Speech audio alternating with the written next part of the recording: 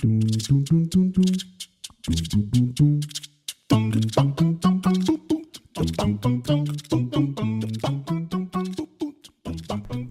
back to Spellstorm Miniatures. This is episode 10, and my name is Jeremiah.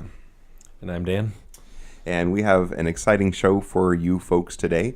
Dan, what's our topic?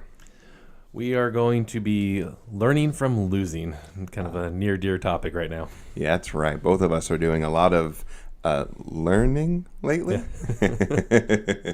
Very good. Well, hey, this episode of Spellstorm Miniatures is brought to you by Hidden Forest Gaming. They provide game mats and terrain sets for all your gaming needs. And so listen to the end of our episode for a special discount code to receive 10% on your next purchase. Hey, Dan, have you played any games lately?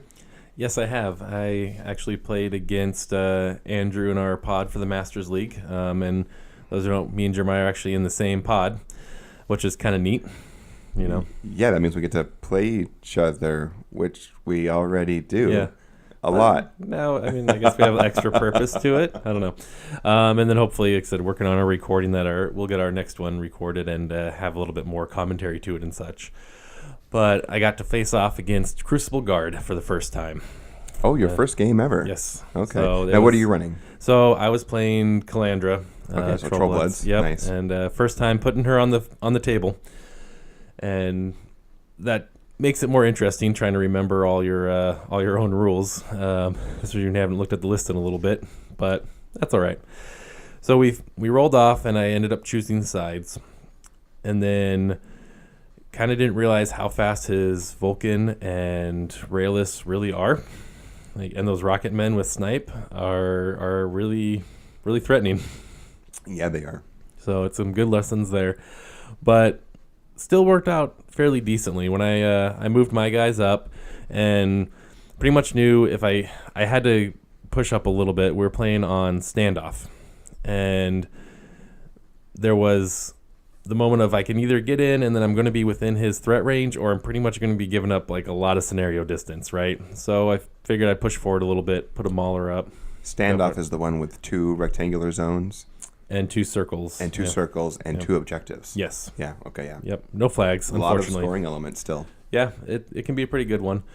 And so I put my mauler up a bit. There's a forest in the center, and I kind of put him within a little bit of a range, trying to keep some of the line of sight blocked, but his Vulcan was able to come up close enough and rain down onto my mauler and gave the no healing circle on him, which was a little bit of a bummer, but I survived the initial barrage with some good health, and then his rocket men and all of his slug guns came into play, and they were flying into the forest and shooting at him, and they ended up leaving him down onto 7 boxes.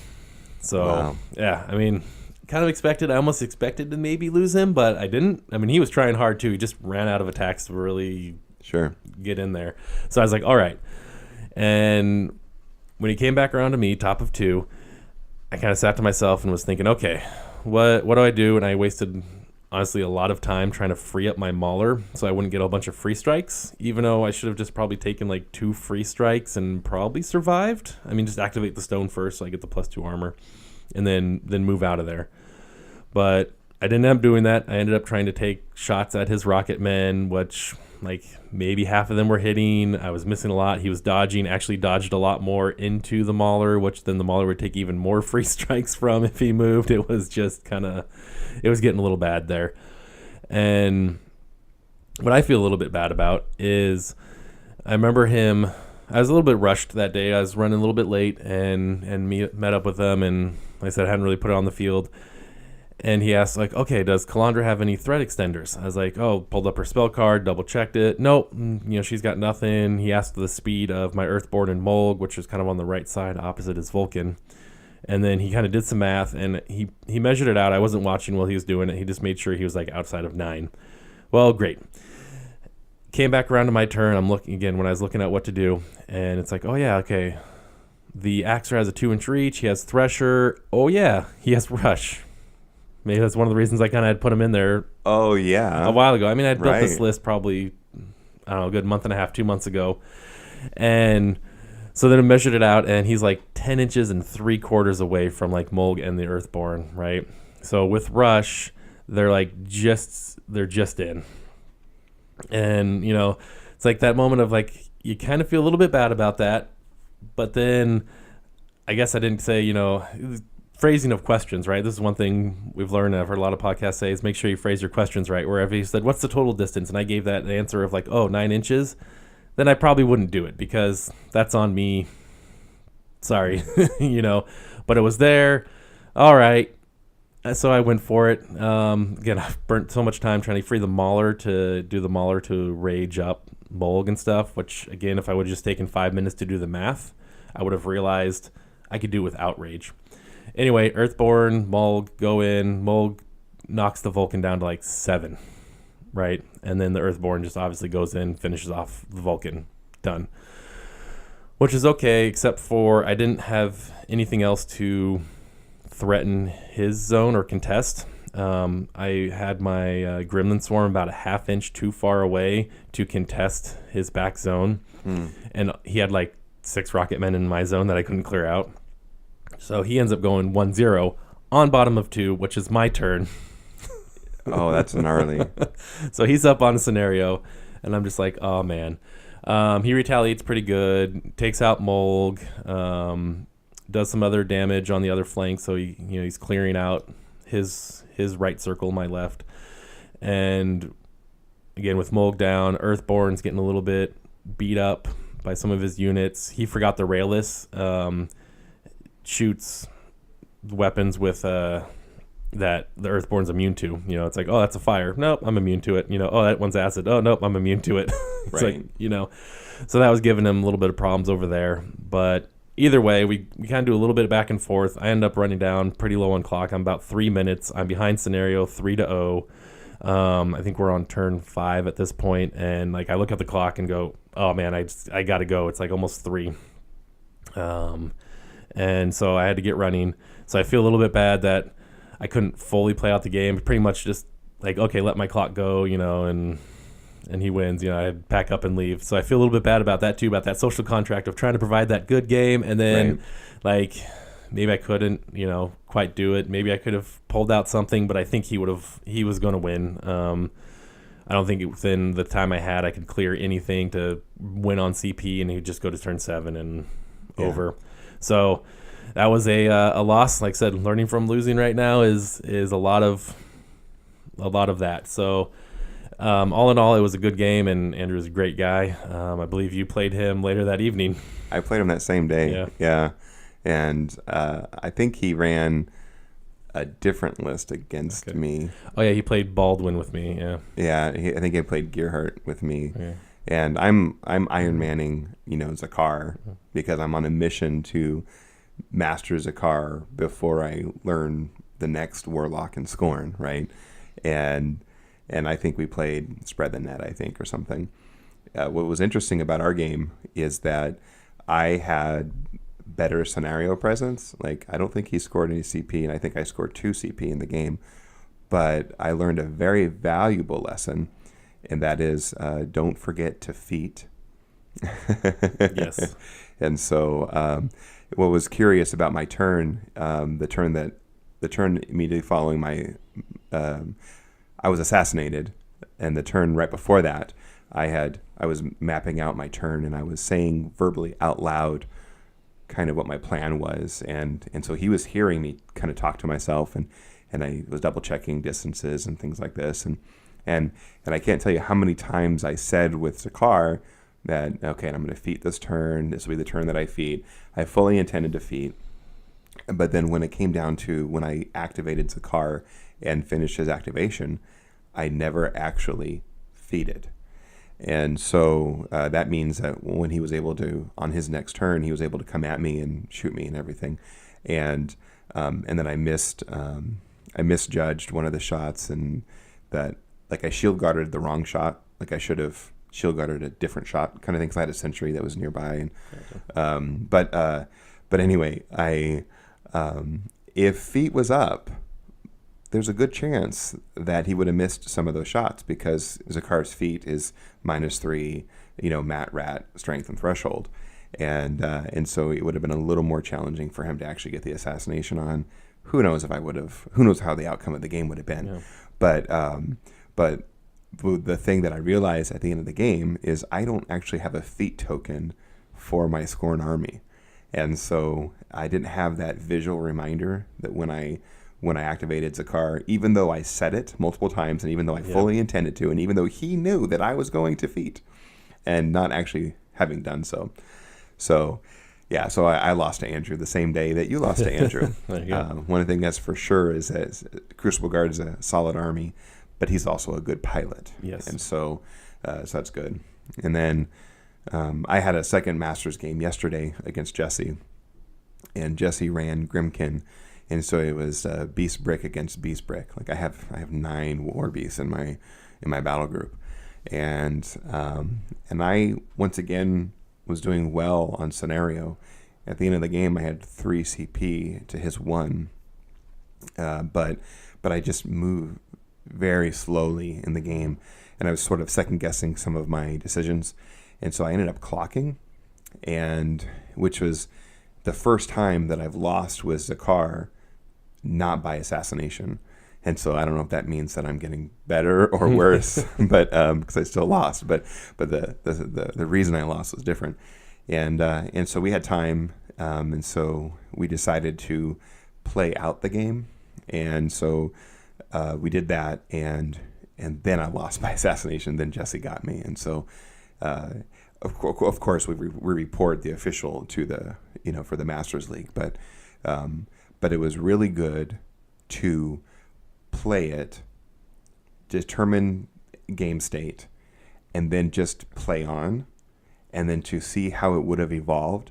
Because sometimes, and this is my issue, is, and maybe we're transitioning to the main topic now, if that's okay. Yeah. Sometimes having the vision to see what a game looks like from start to finish, you don't really have. Like, for example, I have never gone to turn 7 in any of my games ever. Oh. And so I have no idea what that looks like and what that feels like.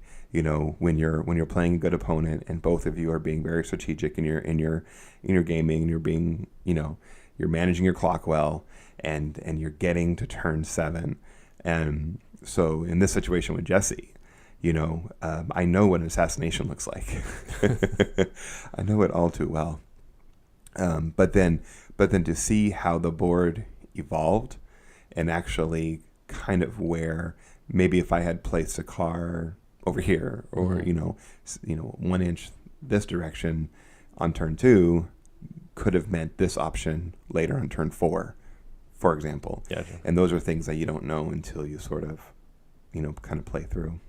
Yeah, and that's what's great about looking back, and like I said, the battle reports. And Jesse even has a blog spot actually that he already posted your game, so I kind of know how your game ended. Skin and Moans got you, right? So I would love to read his perspective. I think I'll read it. Right. Nice.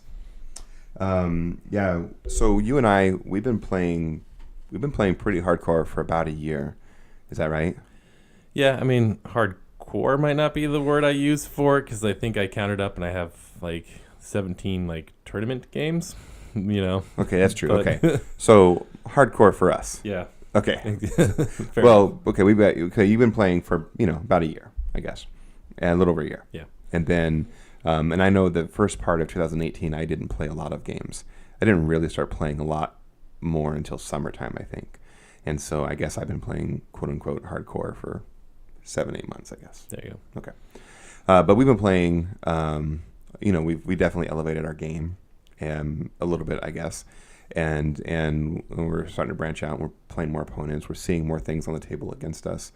Since we're talking about learning from losing, and we're doing our fair share of losing right now, one of the expectations of War Machine is that you sort of put in the time in the beginning, because it is a difficult game. There are a lot of layers to it.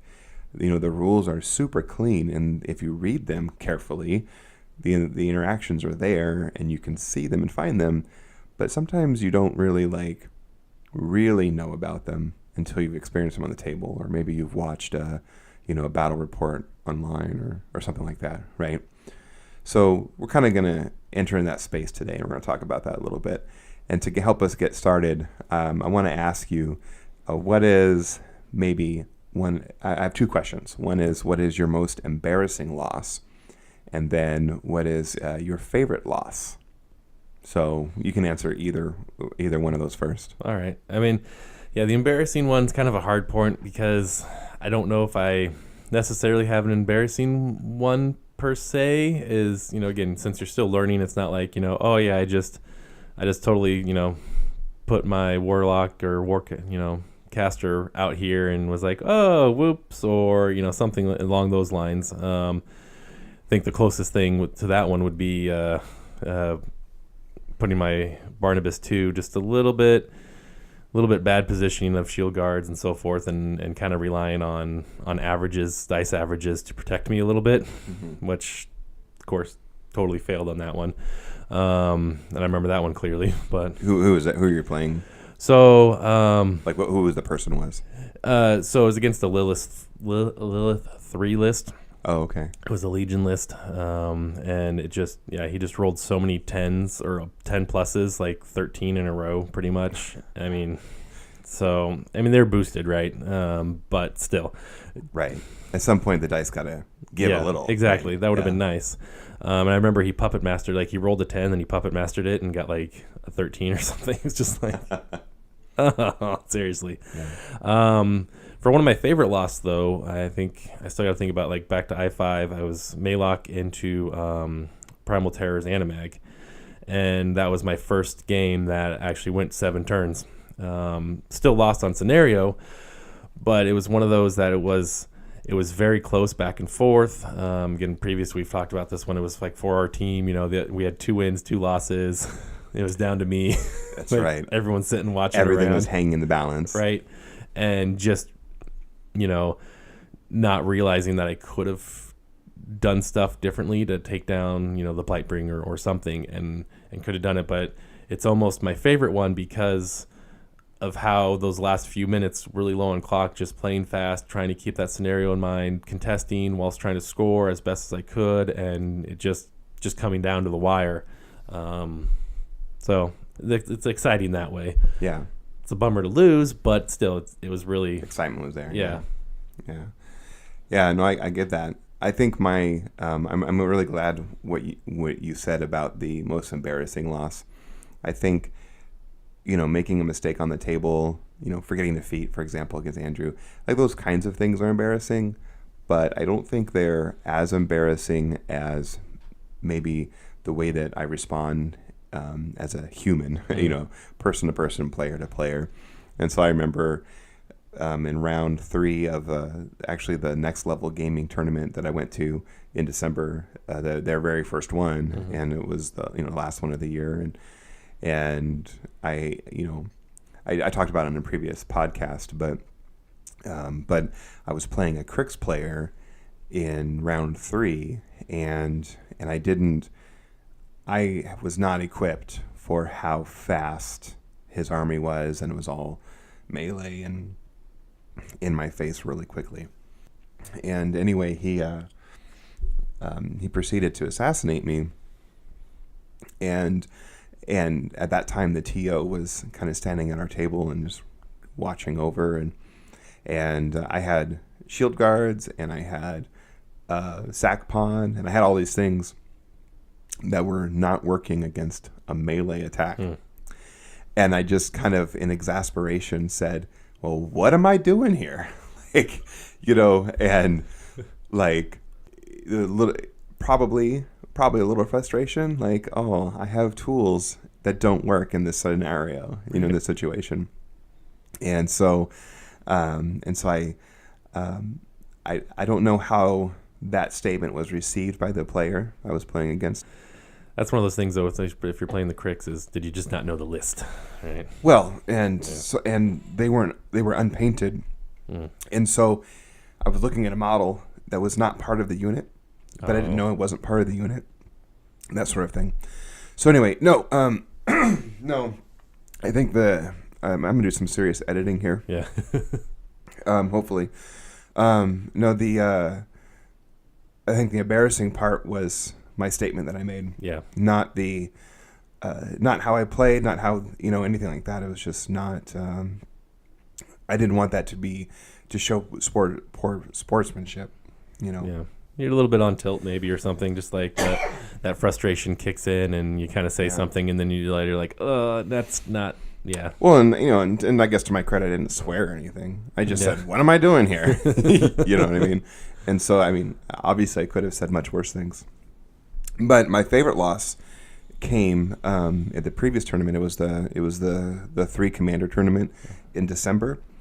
And it was round 3, and I was playing against Harry, and he had a Scar 3 list, once again against Crix. And so I was playing against him, and I was playing Dr. Arcadius. And Dr. Arcadius has a really awesome assassination vector, but I couldn't figure it out. And so in between round 2 and 3, you know, I got some coaching from some other players are kind of telling me how it's supposed to work, and I was like, oh, so this is how it's supposed to work. And so I tried to make it work against Harry, and I was like, okay, do this, and I was talking it out, and he was listening, and he was, you know, talking with me through the whole process, and eventually I did my turn and kind of made the big hoorah, this is what I do, and then you know, later he would go on to win the game, but I appreciated the fact that he let me wrestle with it even while on the clock in a tournament, right. and then to give me feedback about it afterwards. I thought it was just super legit. That's my favorite loss. I lost in good fashion there, but but those are things that we need, you know. And so today we're talking about learning from losing, and that was a really good example. So one of the things that we were talking about getting ready for this topic is sometimes the army is not right for you. Yes, exactly. That's definitely one of those things, and there's examples of this people, you know, going all over, and we've kind of talked before about how to choose a list because a lot of it can come down to game style. I was, you know, like I said, I started out in Signar, and I was playing them, and I was playing against a troll player, and then he's like, man, you play your Signar, you know, like you're playing trolls. You know, it's kind of a funny comment, but I was pushing them more into melee and to engage and to really bolster around when a lot of the dudes are kind of more fragile than really. And so it's kind of one of those really, it's like, interesting. I've kind of eyed trolls and I've thought about it, and yeah, maybe it's going to suit my play style. Well, Signar has a nickname, right? It's the shooty faction. Right, exactly. Yeah. And I wasn't using as much of combined arms or much of the ranged as I should have when I first started playing it. And maybe that's just, again, not knowing the game as much, or what is just easier to get there. Yeah. I don't know. No, it's fair. I like a more melee style army, and you know, I'll run all the melee jacks I want in Kador, you know. Right. And when I started playing Bart Double Galleon, that was straight shooting, and I didn't have as much fun. And so, yeah, so maybe the army type doesn't work, right? Yeah. And you switch. We've actually had a few people in our meta in our area who have realized that and have decided to just sell off their entire army and buy into a new faction because they realize that whatever they're doing with their previous army just wasn't working. Yeah. And they wanted to try something new, and hopefully are finding success, you know, in those new armies. Yeah, and even with some of those guys, I noticed that they're not jumping to the newest strong meta faction, or at least the overall, which I mean I think we can all agree is kind of Circle, Scorn. They're not Scorn, just the Circle. Oh, whatever, Scorn's up there, and so they're not really necessarily jumping into those, but maybe they're exploring other things that they're just, like I said, more interested in or fun with. Yeah. You know, which again could be those strong factions. There's nothing wrong with that. I mean, I know another guy who's jumping into Circle, it sounds like, and you know, for whatever reason it could be. Some of it sounds like just, again, the aesthetics of the models, or maybe because they're strong right now. Yeah. But I know when I first picked up Age of Sigmar, you know, I just was playing the models out of the starter box, and I did not care for the Stormcast Eternals at all, and I thought it was a very boring experience. And so I switched to a different army that has more movement shenanigans and stuff, and something I enjoy more. And what's funny is the Stormcast Eternals now have newer model types and new units, and they look fun, and they look good. But there's no way I'm going back, Right. So so sometimes the army doesn't work, and so you might need to switch an army. Yeah. Right. Sometimes it's not the army. Sometimes it's the list. Yeah.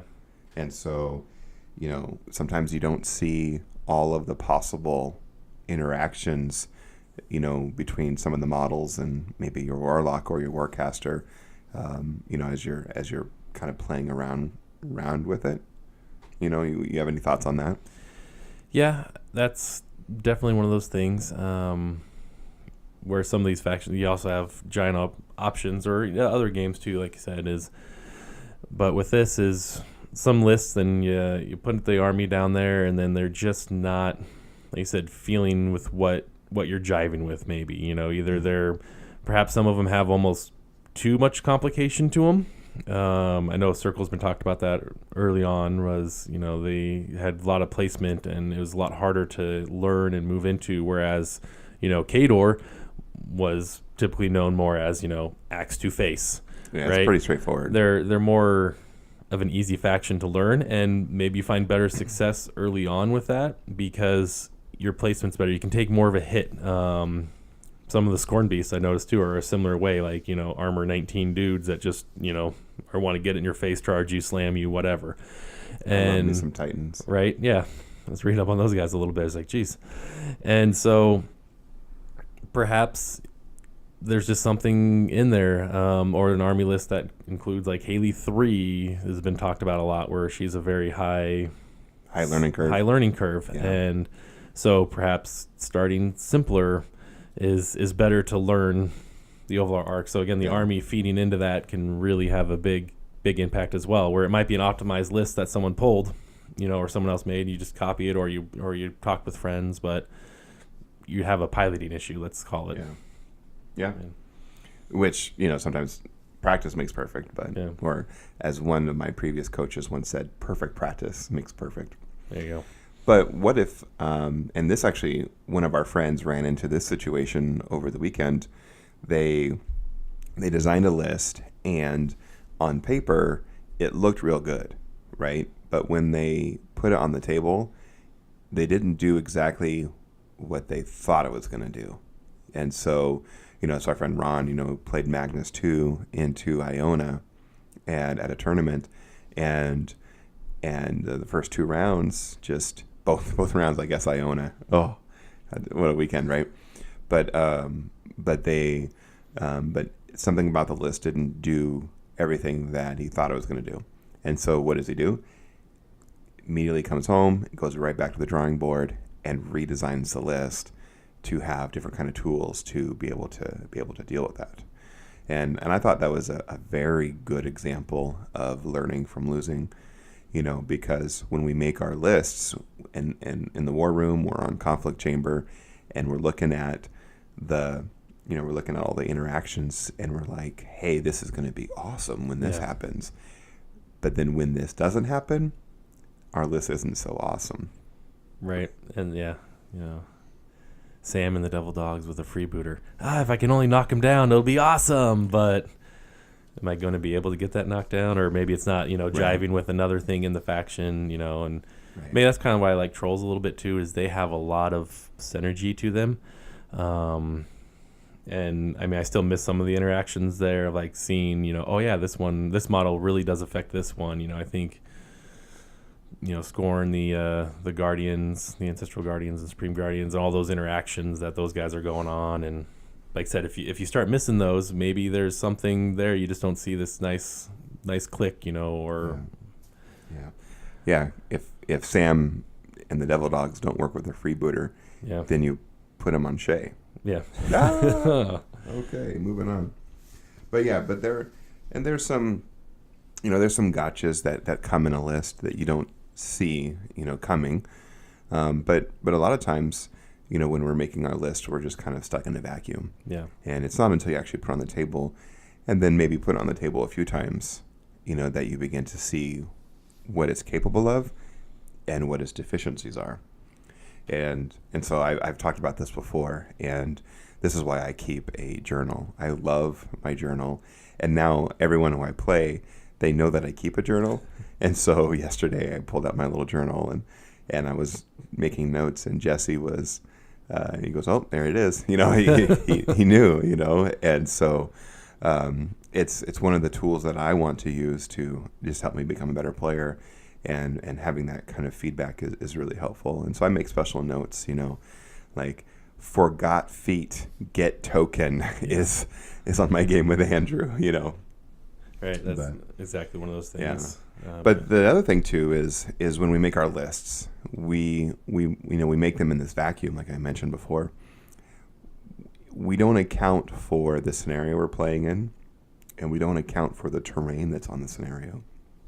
So we're making this awesome list, and it only has, you know, one solo, and now we're playing Mirage, you know. And so you kind of have to pilot that list a little bit differently because you only have a few scoring elements to, you know, to play on those flags or something like that, you know. Exactly. That's one of those things that I know a lot of talk about all the scenarios, and that's where off lists are always kind of nice, where you have two lists. But then I've ran into issues, like I said, creating in that kind of vacuumish area of like, oh, these two lists will look like they may work off each other okay, but then they both have the same weakness to something. But, you know, because I haven't really played it, or I'm not really bounced off someone who has, it's like, oh, until you're into it, you're like, oh, whoops, that didn't work right. Yeah. So the first thing is maybe the army's not right. Second thing is just maybe the list isn't right, or you need to tweak the list. The third thing that we can learn from our losing is actually focusing on the rules, like learning our rules better. You know, there are situations where, like, even just the simple base rules, you know, knowing how to do a power attacks and all the different kinds that you can do, and that actually changes some of the options for you. Like if you know how to throw and you're confident with throwing and you have a war beast with two open fists, hey, that introduces a whole new vector, you know, on the board.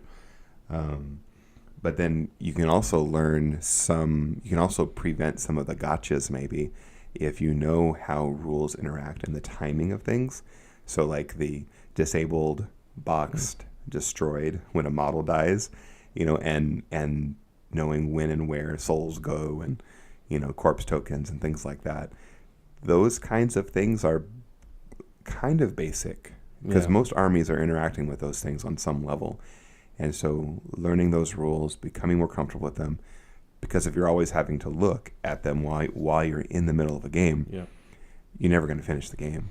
You know, you're going to always clock yourself. Yeah, that's one thing that slowed us down actually on our last one, is because he had got my Krellstone, the guy that was holding the stone himself, and we had to look, okay, he got boxed. All right, what happens? I get to roll my tough. But I also have a self-sack, and the self-sack's off of disabled. So, okay, I guess I have to roll my tough first in order to see if I go to disabled or if I'm just boxed, or if, you know, and then, oh, okay, he did box, so then I have to go to disabled now, and then, you know, so it's like you're working through all these interactions, and it just it took time. Right. But, which I think leads us to like the biggest learning from losing opportunity is actually repetition. It's getting the reps in. It's playing your list. It's deploying them in all kinds of situations, going into all kinds of armies, and with practice, you become more comfortable and second hand with, you know, knowing your tools. You know, memorizing how fast someone is, memorizing how strong they are and how hard they hit, and what their armor is. These kinds of things help make you become a better player. Oh, by far. That's just true. Exactly. Again, the biggest thing in some of that is just knowing your own list a little bit, not having to look at your cards, you know, for thinking about time-wise, is, you know, checking out your own cards or trying to ask. I mean, granted, with all the armies out there and all the models, it'd be really hard. Some people have done it because they've been playing a lot longer, know a lot of stats of other models. And some guys have really good memories. Yes. I'm not quite there. So maybe I look at it and go, okay, you're probably a big armored guy, or, you know, like get the generalities, but really knowing your own so you don't forget, like, oh, wait, you know, I was actually in this guy's aura, or oh wait, I could do a reroll here, or just different things they can do. Yeah, yeah, that's all that stuff. That's very exciting, I think. Yeah, so one, maybe select an army that fits your style. Two, work with the list, play with the list, and change your list as needed. Three, learn your rules. But then the fourth thing is, and this is where, and as a newer player, these kinds of things are really helpful, and that is some kind of system or some kind of external help that you can use. Previously, I mentioned in my diary, that's something that I use. Also, actually having tokens, that do your thing. I shared with you earlier that there was a player at I5 that had a cheat sheet written out. It was a 9x12 or 9x11, 8.5x11, whatever a standard sheet is, inside a protective sleeve. And it was just handwritten. He drew some boxes, and there were some names and numbers and symbols, and he just kept it on the bottom right-hand part of the table, and he was able to refer to it throughout the game, and it helped him, to keep accountable. And I loved it so much, I took a picture of it as maybe as something that I might want to do, in the future, especially if I'm trying to learn a new army or learn a new warlock or something like that. Yeah, it was pretty neat. Like I said, it was just a graph paper with the drawn lines in there and one of those protective sleeves, and he literally had his tokens rewritten or pre-written and on the slot, of who they went on. Yeah. And I thought that was actually, it's not a bad idea, because there's been times where I'm looking across my board like, okay, I know I have the token, but where is it in this pile of tokens? Right. I sometimes wonder, because some people are very good about keeping themselves organized, and some people aren't, and there's tokens just kind of thrown all around the table. And we're like, hey, wait a minute, where does that go? Do you really have that extra focus? I don't know. But I really like that idea too. And those third-party tokens like Muson Minis makes and Broken Eggs makes, where they have the name of the spells in the acrylic like already there. Those kind of tools are really nice. One, it makes your army look kind of cool, but two, they're actually really good, helpful tools.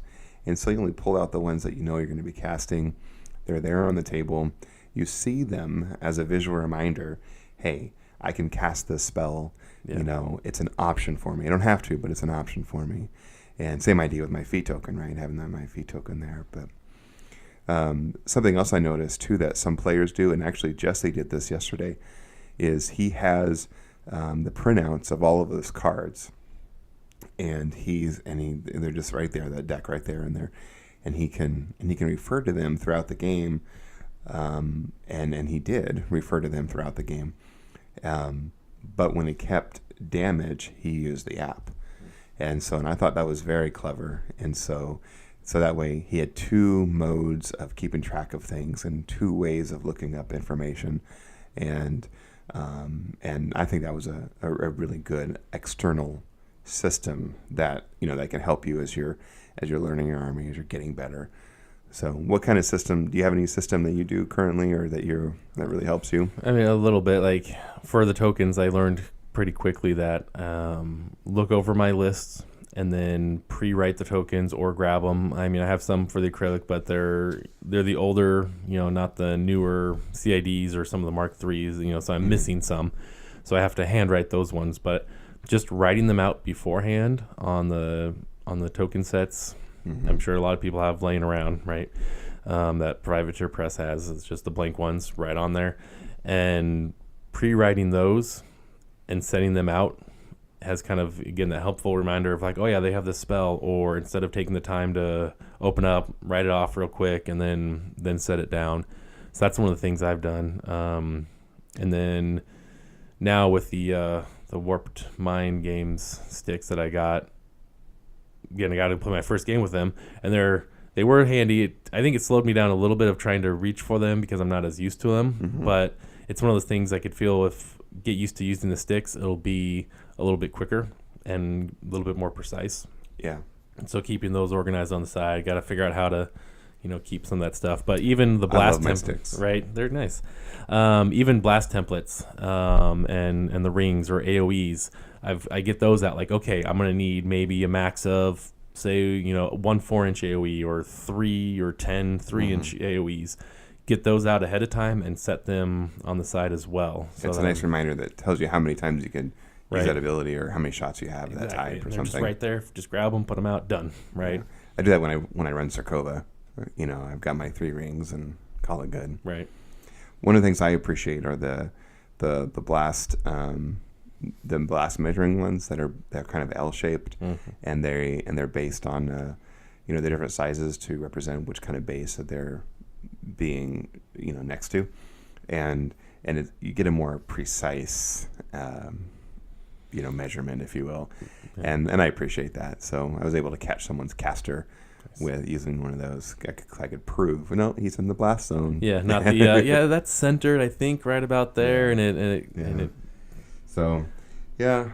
Here's the thing: the game is fun. Yesterday, Ozzy and I we drove to the store to play our Masters events. He had a Masters game yesterday.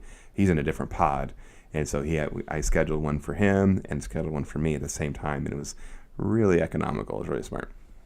Anyway, and we were just driving to and from, and both of us were talking about how much fun we have playing the game of War Machine, and just he spent all day Saturday making models, and when we get the priming weather, we'll prime and we'll start painting some more, but we have so much fun just talking about it and playing it and putting it on the table that it's really it's become a really great hobby for me and my son, so it's good. But he and I were both in kind of the same boat, right? We're relatively new players in our meta. Him obviously more so than me. I think he understands rules a little better than I do because he spends every waking hour on War Machine University. Right. If he's not doing homework, he's on War Machine University. But we but so both of us we're learning from things. And so yesterday he lost his game, I lost my game, so we're driving home and we're talking about how we lost our game and then asking each other what we could do differently, if we were to play the exact same game again, how would we play differently? But then also in going forward, because no 2 games are the same. Yeah. How would what's the takeaway from this game that you can apply to a future game? And I think that's the mentality you want to have. Right. We all got to learn. And I mean, again, maybe we're going to lose a little bit more. So I was calculating, I'm almost 50-50. I need like one more win. I think I'll balance out, or be on actually another 17 games. So I need 2 wins to be positive side of it, right? Okay.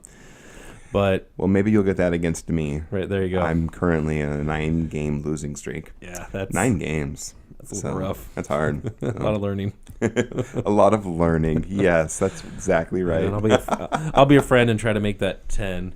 Actually, no, I think you play someone before we'll get our game in. So okay. Maybe I'll be hopefully the beginning of a new streak. We'll see. Oh boy. No. But even some experienced players. I mean, I was looking at the ATC results, for example, where team a little bit different, but even some names that are recognizable had lost some games. Like, it does happen. Like, good players and they lose a game or 2 or 3, and sure, it's your ability to bounce back, I think. Yeah. So agreed. Well, good. I hope this discussion was helpful to folks. I hope there was something that we said resonated with you and your experience playing, War Machine or even another miniatures game. And I hope that whatever we said sparked an interest for you to maybe try something new or maybe try something different in whatever game you're playing next. We have a couple events that we'd like to talk about that are coming up. One of them is the Rune and Board monthly steamroller. It happens to fall this Sunday on February 3rd.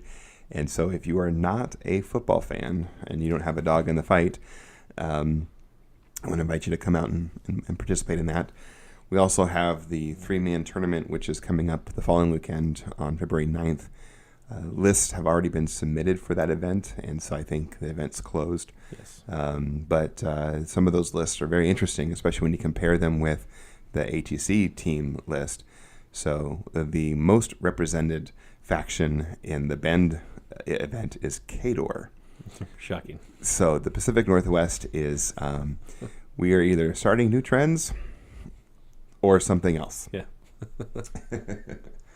So, and then we have a really big event coming up, which we're really excited about. Dan, you want to speak to that one? Yeah, the PDX Open is coming up on March 2nd. We have a link to our Facebook page on that one to register. It's going to be a lot of War Machine into one day, but this is I'm going to get this wrong because it was previously known as War Machine Weekend, but I hear the name got changed. I think it's called Warfare Weekend. Yeah, Warfare Weekend now. I think it's supposed to try to include other games in the mix. There you go. So, but that is coming up.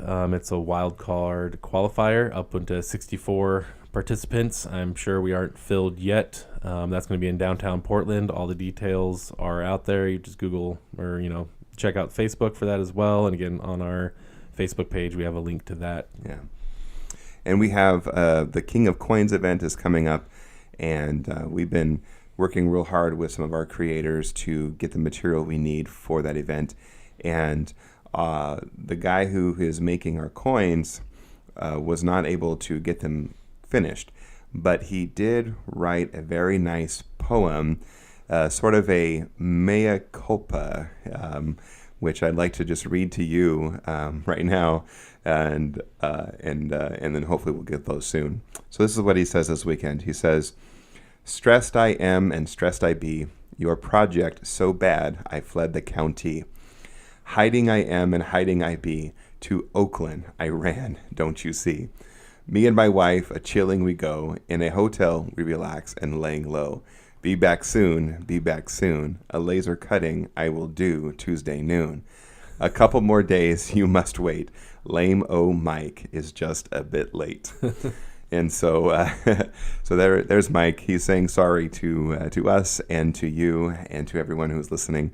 We'll get the material ready for our King of Coins event. I think what we'll do is the next couple of weeks I'm traveling for work. I think we'll issue a special episode speaking directly to the King of Coins event where we'll explain what the rules are, and then we'll have dates solidified and things like that. And of course, all things can be found at the COG Collective forum site for the events. You can sign up there and things like that, except for the PDX Open. Yeah. You want to register at PDX Open at the Event B page. And we have a link for that on our Facebook page. Yes. Yep. Dan, our listeners have been waiting with, what's the phrase? Bated breath. Bated breath, something like anticipation. Yeah, they want to know, what is this code for us that we can enter into Hidden Forest Gaming website to get a discount on terrain and whatnot. And so will you please share with our listening audience? All right. Well, real quick, I'll just say hiddenforestgaming.com. If you haven't checked them out, they have some good mats, materials, terrain. Believe we've used some of their mats on our other game that we have, and I think that's the terrain I currently use. Exactly. So if you've seen any of our videos from my house, then that's what they are. Yeah. And so, they have War Machine Hordes, Guild Ball, X-Wing Armada, Malifaux, Rune Wars. So it's some great stuff. You definitely check them out. And they have been gracious enough to grant our first 50. It's only being used 50 times right now. Is 10% off. So that is going to be Spellstorm 10. No spaces, just like our name in there, Spellstorm 10. So go ahead and use that, flood them, try to get the first 50. That sounds great. All right, we're going to close up with our hobby desk. Dan, what are you working on? So first off, I finished my guy there, my bomber, except for basing. But hey, he's painted. He's looking good, I think. I think so. Yeah, I think some of my better work for shading, highlighting of the skin. I really like it. And then I'm going to be working on one of my Earthborns. Nice. Okay. Well, I am pleased to announce that I have built 2 Supreme Guardians, and they are glorious looking. I have them currently standing post on my bookshelf, and they're looking down at all of us because they are so tall. But I'm looking forward to a future list. And then And then I have a few other things that I've actually built quite a lot in the last couple of weeks.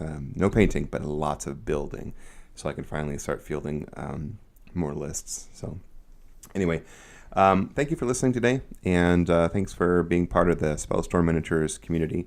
You can find us on Facebook and Twitter and YouTube and our own website, spellstormminiatures.com. And we'd love for you to leave a review. Let us know how we're doing. We love positive reviews, of course, but also constructive feedback is good, I guess. Yeah. Which we have got some. Which we have gotten, yes. Yeah. But also, we want to invite you just to tell your friends and anyone who, wants to listen to, two guys talk about their hobby, progress, and gaming.